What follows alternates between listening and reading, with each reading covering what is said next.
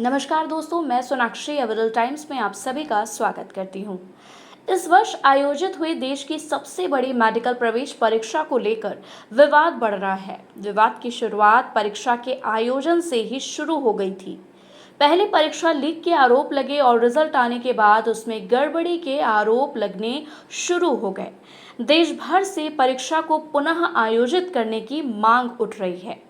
NEET UG परीक्षा का आयोजन 5 मई 2024 को किया गया था, जिसके लिए देश भर में 557 व विदेशों के 14 शहरों में परीक्षा केंद्र बनाए गए। करीब 24 लाख छात्रों ने इस वर्ष परीक्षा में भाग लिया। परीक्षा होने के बाद पेपर लीक के भी आरोप लगे। हालांकि एनटीए ने स्पष्टीकरण देते हुए कहा था कि परीक्षा सुचारू रूप से शुरू हुई और शांतिपूर्ण तरीके से संपन्न हुई। विवाद तेजी से तब बढ़ा जब 4 जून को एनटीए ने नीट यूजी का रिजल्ट जारी किया। इस वर्ष रिकॉर्ड 67 उम्मीदवारों ने अखिल भारतीय रैंक 1 हासिल की। रिजल्ट देखने के बाद कई अभ्यर्थियों ने अंकों में अनियमितता का आरोप लगाया। उनका कहना है कि इस अनियमितता के कारण ही शीर्ष 67 अभ्यर्थियों में एक ही केंद्र के 6 अभ्यर्थी शामिल हैं। यह आरोप अंकों में वृद्धि को लेकर लगाया गया। हालांकि राष्ट्रीय परीक्षण एजेंसी यानी कि एनटीए ने किसी भी अनियमितता से इनकार किया और कहा कि छात्रों के उच्च अंक प्राप्त करने के पीछे एनसीईआरटी की पाठ्यपुस्तकों में किए गए बदलाव और परीक्षा केंद्रों पर समय की बर्बादी के लिए दिए गए ग्रेस मार्क्स जैसे कुछ कारण हैं।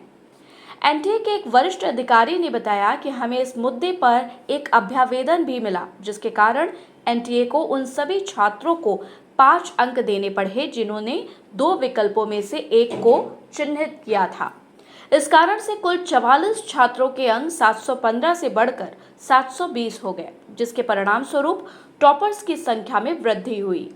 नीट का पेपर 720 नंबर का होता है, हर सवाल 4 नंबर का होता है और गलत उत्तर पर 1 अंक की नेगेटिव मार्किंग होती है। कोई छात्र अगर सभी सवाल सही करता है तो उसके पूरे 720 में से 720 अंक आते हैं और अगर एक सवाल छोड़ देता है तो उसके 716 अंक आएंगे।